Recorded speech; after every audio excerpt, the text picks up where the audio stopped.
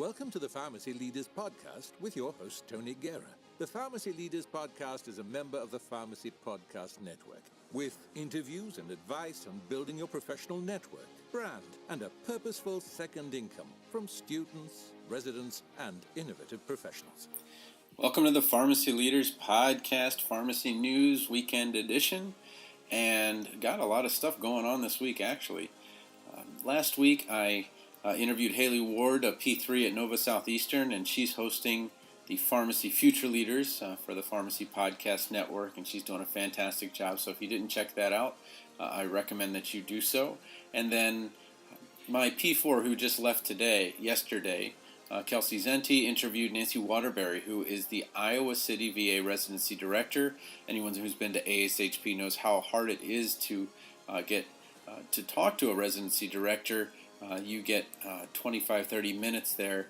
Really great content helping you out in terms of those kinds of things that residency directors are looking for, but also the VA.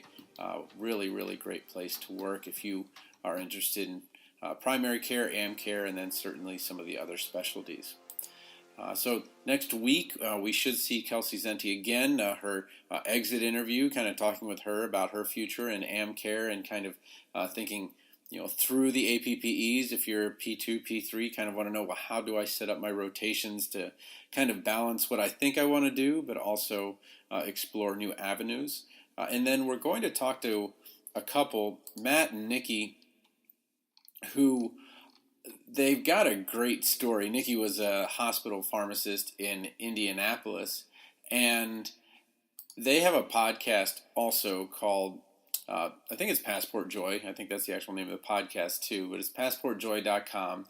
And I talked to them, and they have left the United States 17 months ago with each a backpack and are making it work. And they've got some really cool ways to get kind of not free trips, but free places to stay. I'm not talking about Airbnb. I'm talking about pet sitting. They are actually pet sitting in Zurich, Switzerland for 3 weeks now. And I think it's 2 cats that they're watching. So really neat way that way. There's some ways that you can volunteer to get also some free housing. So some really neat things that they're doing as a way to travel the world, literally. And it was kind of cool. They're about the same age as Mindy and I, 40s and 30s kind of a pairing. And so I definitely recommend you check that out this week. Okay. So looking at other blogs, MedEd 101, I always look at that, but also to the podcast, the reallifepharmacology.com podcast. Eric Christensen has that new book out, The Thrill of the Case. And he has it out for 99 cents right now. So I would get it now before it goes up to, I'm sure it's going to go up to the $9.99 that, that's kind of the limit Amazon allows on nonfiction books. But still, certainly cheaper than the pharmacotherapy book you'll be buying. So I definitely recommend checking out his meded101.com page, but also Real Life Pharmacology, and then that new book, The Thrill of the Case Studies, Drug Interactions and Clinical Pearls and Medication Management for 99 cents. If you ever want to look for my books, I don't really talk about the other ones much, but I have written 7 books. One I translated to Spanish, so technically 8. One for pharmacy technicians I did with Elsevier, and then the other ones I've published myself. And if you are in the NAPLEX studying still, or if you unfortunately didn't make the standard for the NAPLEX, I definitely recommend memorizing pharmacology mnemonics as a way to kind of get back on the horse, but see things a little bit different way. I have 134 mnemonics. It would be 450 pages if you had to read it, but it's an audiobook, and you can always get your first audiobook at audible.com for free. So those links are on my site. And then if you're, P1, P2, looking for, help with the top 200 or trying to get ahead because you have an 18 credit semester ahead of you or quarter ahead of you, memorizing pharmacology, it's a fan favorite. Somewhere between 15 and 20 people get it every day. And it's just really resonated in terms of understanding how to memorize a lot of information very quickly. So looking at the mothership, the Pharmacy Podcast Network, the episode that really, really stood out, and I know you guys are going to want to hear, I'll talk about in a sec, but Monday, Michael A. Jackson, the CEO of the Florida Pharmacy Association, was on with Joanne Pio and talking about being united to advance healthcare and pharmacy practice. And then on Friday, the APPA PharmCon 2018 podcast, and that was from June 8th to 9th at the Rosen Center Hotel in Orlando. So for those of you that went to Orlando this last year, you guys are probably familiar with there's the Rosen, then there's the Rosen, then there's the Rosen. There's like 3 hotels like on different corners out there in Orlando. But the big thing is Amazon is in. They bought PillPak for $1 billion, and Darshan and Major will talk about that. They talk about what's going to happen, how that's going to affect them. They did say that Walgreens, CVS, and Rite Aid are expected to lose $11 billion in value, but I have stock in Walgreens and CVS and Walmart, and I saw the share prices go up, so I'm not really sure where that came from. I can see how there might be some unsettling with investors, but Walgreens and Walmart and CVS, these guys are big dogs. They're not going to be like, oh my gosh, Amazon's here, let's close up shop. They're going to make some changes, and I think all of the changes are. There's going to be some changes for the better, certainly. Probably, doing a better job of doing how PillPak does things with their customer service. They really reinvented the way that service delivery goes to the patient, putting the patient focus in the middle. My background in human-computer interaction, I was like, oh my gosh, this is exactly how I would want a pharmacy to treat me. But there are limitations to what PillPak can and can't do, and certainly Walgreens, CVS are going to figure out, Walmart going to figure out where they fit in all of that. But I definitely recommend that was on Wednesday, July 18th, listening to Darshan and Major on that one. You're also going to be able to hear, and I want to bring this one up to the front just because I talked about PillPak. RX Radio, Richard Waith, actually had someone who was interning at PillPak and gives you a 40-minute interview, episode 31 on his RX Radio podcast, and that was really cool. I was listening to the guy, and he's like, I'm a design guy. I was like, me too. Well, not necessarily, but my background in human-computer interaction, I do understand cognitive psychology. I do understand putting the user first and kind of thinking about them, and that's why I've worked so hard to make audiobooks. I know that the time that you have is going to be on the drive into pharmacy school, not during pharmacy school. You don't need another book to just read. What you need are curated materials that have whittled down to the most important parts of the topics. And I know that's why many times you guys listen to lectures at 1.5 times speed and so forth. But RX Radio has a great episode there. Let me get to TLDR Pharmacy in a second. Your Financial Pharmacist, they had a new podcast episode about automating the financial plan. I automate income. I need to do a better job of automating paying expenses. Right now I've added a ton of debt on purpose with 2 homes in the last year. So I put down $100,000, divided into 2 different houses. And one was a condo, and then one was, it's not exactly a townhouse, it's a duplex, but I wanted to get debt as it's, still the interest rates are still relatively low. You guys might not remember 10% interest rates, which is where I was when I graduated pharmacy school in terms of housing, and it was gradually going down to 9 and 8. But those interest rates have been as high as 18%. So wanted to get in now. Wasn't really as worried. I know some places the market is cooling for houses. Some places it's still on fire. Really hard to pick that, but I know the interest rates are good, and I definitely wanted to get those houses. And the goal is to pay them both off and use that money to help with having 3 children go to college in the very same year.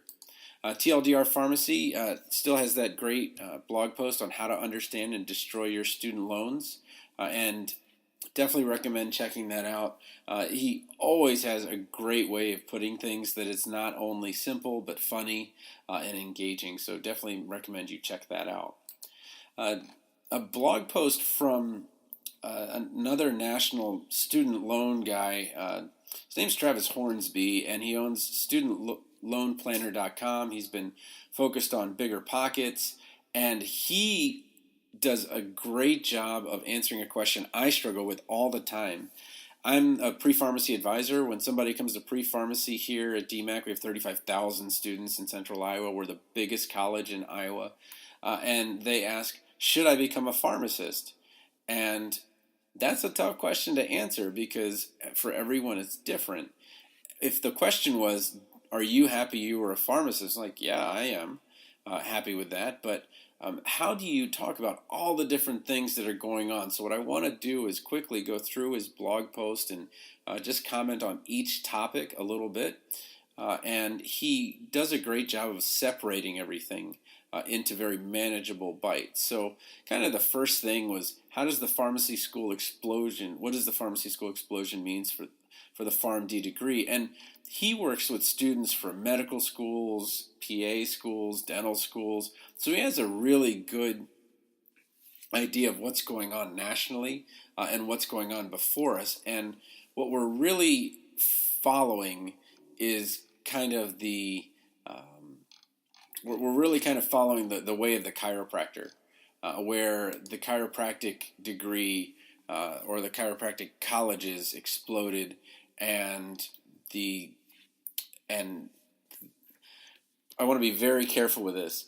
In chiropractic, I think we've already seen where now getting into chiropractic school is relatively easy, and you still have to get through those courses, but because of the number of schools, the number of people they're allowing in, they've kind of relaxed their admissions, and I'll talk a little bit about that. AACP is meeting right now. They started their meeting yesterday in Boston, but I'll talk about that in a sec. So first, let's talk about the enrollment. Basically, when I went to school, there was about 7,000 graduates a year. Now there's 14,500 graduates a year. So double the number. And that came from a report that there wouldn't be enough pharmacists in 2000. And I don't think it would be that big a deal if you guys were paying what I paid for college. So my total tuition bill, they doubled tuition and then they added a year. But my total tuition bill was $16,000. That is 1/10 of the average debt of a pharmacy student today. So completely different situation. So when somebody's asking me, should I go to pharmacy school? I'm like, well, it's going to cost you about 10 times what I paid for it. So it's hard for me to say, is the investment still worth, is the ROI still worth the investment? Why are there more pharmacy schools? I would love to go to AACP and go to Boston and be like, why are you opening? Why do we need more pharmacy schools? And I actually think I know the answer. He talks about how these other schools should actually be creating a situation where we are lowering costs, and it doesn't happen, and he goes into details there. But what I do want to tell you about this explosion is that pre-pharmacy students are continuing to apply to those new schools. And you're like, why would you apply to a new school that may or may not get accredited? Number one on students' lists as they're going in right now is location. If you can find a school near your home, especially if you're in a culture where you're going to stay home, just as like we talked to Haley Ward, her culture is one where families stay pretty central. and in the same home. So having a pharmacy school near the home is really a big deal. So, for example, Texas is a country in itself, and if you're going to open a pharmacy school, you open it in West Texas because there's nothing there, and that's what they did. So what pharmacy schools are doing, they're not saying we need more pharmacy graduates. What they're saying is we've got better locations. And if you know real estate, location, location, location. So when I see a school contract, like Maryland's contracting, they pulled their Shady Grove campus, there is a huge opportunity for some school to say, oh my gosh, look, Montgomery County, where I grew up, and Northern Virginia, that area, I grew up in the poor part of the rich neighborhood. It's one of the wealthiest areas in the entire country, and they've removed the one pharmacy school that was there. That makes no sense to me. Now, I understand it's a lot more spread out. It's not like it's a metropolitan area. It's not D.C. downtown, or it's not Baltimore downtown. But in terms of, that is one of the best places to put a pharmacy school. So if, I keep hearing people all the time like, I'm going to open my own pharmacy school. And, that's the place to put it. If I were to put a pharmacy school satellite and I owned a pharmacy school, I would put it there. UF is great at having satellite campuses. That's one of my alma maters. So to Gainesville, I tell you, there's an opening in the Maryland, Virginia, D.C. area. You should put a pharmacy school there. Allow the Gators to be in D.C. Okay? So then he says, what could slow down the creation of these schools? And there's a couple things. The applicant pipeline would certainly slow down if there was a cap on the amount of money you're allowed to borrow. That would absolutely crush the pharmacy schools. There's no way that they could continue. But that cap is just not there, that you can take as much as you want. I talked earlier that there are over 100 people with $1 million in student loan debt. So there is no limit to what the government will allow you to take. And so buyer beware. You don't depend on some kind of artificial limit to be protected. You can graduate with hundreds and hundreds of thousands up to $1 million in student loan debt. I don't know about it from pharmacy, but it's possible to do it. And then he also talks about how the schools are getting creative at getting applicants to commit early. 6-year programs after high school have been around a long time.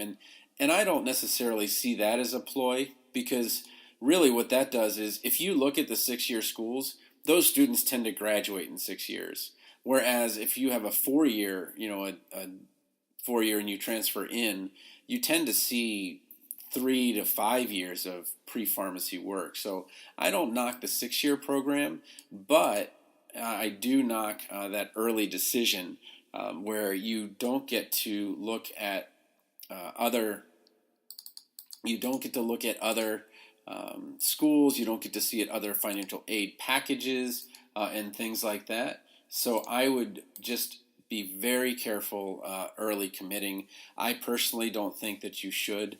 You can look at the AACP website right now, and you can see on the admissions, all the admissions meetings are about, okay, well, how can we get them in? How can we get them interested? How can we get them in early? So they're trying to push you into that. And I always think that if you're trying to push someone somewhere, then I always want to know why they're doing it. And I don't necessarily think that it's the best thing for a pre-pharmacy student. Where we are going to get crushed, especially since we didn't get provider status in this last group, or this last congressional session, is the nurse practitioners. Imagine you're a physician, and a pharmacist comes in and says, hey, I can improve your practice, and I can come in 1 day a week, 2 days a week, and do that. Okay, great.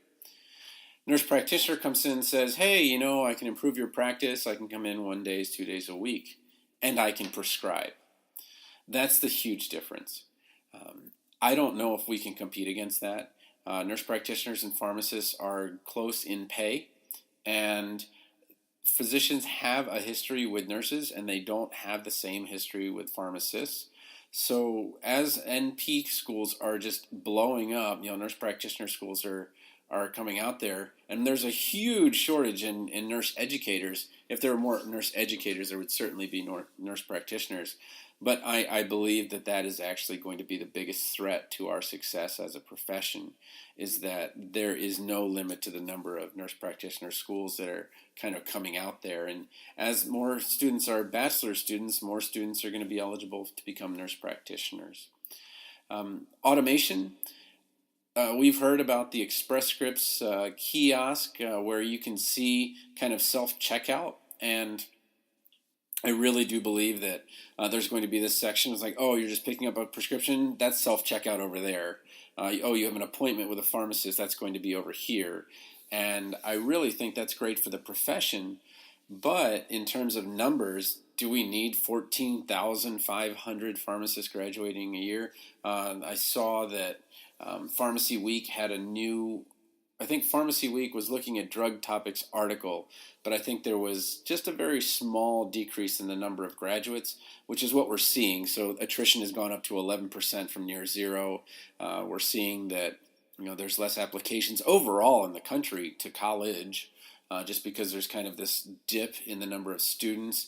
And then there's so many options now. Like, graduate schools are the profit centers, and graduate schools are pulling people that might be pharmacists into other professions. So in terms of automation, I think it's absolutely going to reduce the number of pharmacists, but there will certainly be jobs out there that are new because of it, and RX Radio's episode talks about that. Let's talk about that, actually, because he does talk about Amazon and seeing, will that hurt the profession, and buying up PillPak. And what we're seeing is that Amazon is just great at doing things very well with very few people. And I don't think that, while I think working for Amazon as a pharmacist would be pretty cool, if you look at the number of pharmacists they would need to do the same job as a CVS or Walgreens, it would be a fraction, because they're really good at making sure that automation works with people, works with pharmacists, and so in terms of the need, do we have the need for this many pharmacists? And the answer is probably no. Increasing numbers of pharmacy residency applicants hold down salaries for longer. Yeah, so we went from 2,866 residency spots in 2013 to now 4,376 positions. So AACP and ASHP wanted residencies for all pharmacists involved in patient care roles by 2020. That was the thing, and that's not going to happen. Like, they're not going to hit that mark. But they're continuing to rise residencies. But what you did was you reduced the average graduate's income by $80,000. And you did that for almost 2,000, about 2,000 people. So you multiply 2,000 times, and I just want to make sure I get the number of zeros right, because it's going to be like a huge number. But you've got 2,000 times 80,000, 80, 1, 2, 3. So you've reduced the amount of money that pharmacists have by $160 million a year in getting us towards this, direct patient role. And you'd say, well, that's not really a lot of money relative to the billions of dollars that we make as pharmacists. But I tell you what, if you have $160,000 in student loan debt, you'd like a little piece of that $160 million back, I'm pretty sure. So, but again, he does a good job of kind of articulating how that affects things. Tips for applying to pharmacy school now. So this is where I kind of fit in. I'm a pre-pharmacy advisor, but I'm also just a pre-health professions advisor. Schools, and I'll read directly from what he says, schools are making every effort to avoid competing because of a declining applicant pool, which is already happening. Early assurance programs are not good for the student in this environment. The main benefit is to the pharmacy school.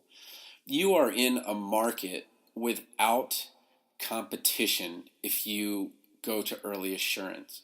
You want to be in a market where you are in competition. And so I posted this article on Facebook, and Travis was nice enough to write back that, if you can get in-state, I think, he didn't say this, but I say this, but if you can get done in 6, where you do the tour pre-pharmacy, like a Drake is a really good one that does this. They really keep you on track. And then I really have a preference for although I graduated from a public school, it was only 5,000 people, so I have a preference for that kind of smaller campus because I was at a graduate campus at Maryland. I really have a preference for that. So my personal thought is that if you can get in-state and get done in 6, or if you can get to one of those 6-year schools, I think you're in good shape. But I just don't see that schools are cutting tuition yet because they're getting so many people in early assurance. And as a profession, we tend to be introverts, although I'm not, but we tend to have introverts, and we tend to have people that are failure averse.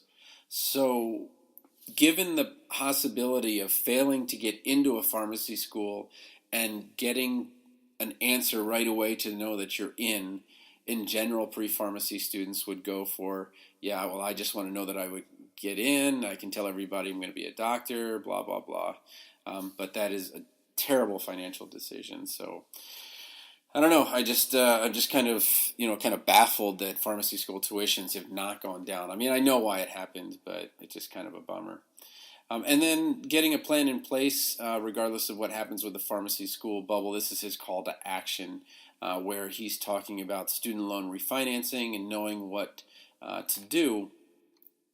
Because if you go in you're in and you're just getting out and you've got these loans, you really want to have good help. So the Your Financial Pharmacist team, I definitely recommend. Travis Hornsby, I recommend. I know both of these people or groups, and I think that they have a good understanding of what it really means to be in student loan debt. And then if you go to my memorizingpharmacology.com website, you can get a link to the Your Financial Pharmacist student loan video series. And I want to say I've got to look at my link. That's really bad. But I spend so much money with the kids, like money just doesn't really exist to me. I bleed money is what I tell people. For $179, you can go to my website and do the student loan course for pharmacists. I think that it's a fantastic opportunity to save a ton of money. If you look at your debt, maybe $150,000, $200,000, whatever it is, I think after you go through the course, I definitely think that you'll get your money back and multiples of that. But I don't want to make a claim that you will definitely get your money. I don't want to make a claim, but I do want to say I definitely think it's worth it. So in terms of AACP, I recommend that most of you will not attend this conference, but what I would do is I would go under the admissions workshop tab, and I would go down there and look at the sessions that they're offering. So they're looking at holistic admissions, which is in many ways a fancy way of saying how do we get people in with low GPAs and low test scores, but that we are still going to be capable of making it through a rigorous pharmacy school. And there are ways to know, like, it's just like, somebody had low SATs and in low grades in high school, and then they end up being this like .com billionaire. Like, how did that happen? Well, standardized test scores and grades don't necessarily point to success. I only had a 3.3 in high school, if unweighted, and I was top 15%. And then, my SATs were really good, but that didn't mean that I knew what the heck I was doing in life. I still can't hang a painting. So I would definitely check that one out. And then there was another one, and kind of look at how they're recruiting. And what I want to make sure I'm clear at is that I love my profession, But what I don't love is that in a competitive environment, some schools are going to get a little bit crazy. And especially as they're starting to watch their numbers go down in such a manner that their pharmacy school might close. And I definitely think that the closings will happen. I want to say in the next couple of years, if we don't get provider status in the next couple of years and we see a continued disinterest in pharmacy, I could definitely see, there are 3 schools I definitely know would be the first to go. I don't hope for it, but it just doesn't make sense for them to stay around. They're duplicating what's available, and they don't necessarily have their own. I just don't see them being strong financially. But look at how pharmacy schools are trying to feed the pipeline, and then look at what you're doing, and just buyer beware. If you're going to get into pharmacy, get into pharmacy. If you're going to take out student loans, take out student loans, but make sure you're getting the best deal that you possibly can. It is a buyer's market right now. Don't get in a situation where you're not. Let's see. So the vlogs, Kevin Yee, he had a couple. I want to generalize the last one. Why you never feel like you're enough with immigrant parents. So sometimes immigrant parents are brutal in terms of their expectations of their kids, but I actually found, as my dad's an immigrant, my mom's not, I actually found that I was brutal on myself, so I don't blame my dad at all. I just wanted to make them proud. I just wanted to do well, but in many ways, as a first-generation college student, I messed things up a ton because I had no idea what I was doing. Paul Tran is still at the Post Hotel Leavenworth, so I don't expect to see anything from him. And then Brian Fung, I love it when you have a title that I don't really know or understand. It's called The Triple Constraint, and he's talking a bit about informatics. Anyway, so I've gone to a half an hour. Goodness gracious. Anyway, I hope you have a good weekend. I'm not trying to bash my profession. I love my profession. I love my job, but it's going to get a little bit crazy soon, especially for those of you that are trying to find a job, especially for those of you thinking about pharmacy school. We're trying to put the information out there that to help you make good decisions. But man, Amazon coming in with PillPak, Express Scripts having a pharmacist in a box, seeing exponential rise in residencies available, seeing exponential rise in pharmacy schools. There are a ton of things to think about. And, we're just here to, me, the other podcasters, the other vloggers are here just trying to get the information out there so that you can have a great future within pharmacy. All right, talk to you next week. Support for this episode comes from the audiobook Memorizing Pharmacology, a relaxed approach. With over 9,000 sales in the United States, United Kingdom, and Australia, it's the go-to resource to ease the pharmacology challenge. Available on Audible, iTunes, and Amazon.com, in print, ebook, and audiobook. Thank you for listening to the Pharmacy Leaders Podcast with your host, Tony Guerra. Be sure to share the show with the hashtag #PharmacyLeaders.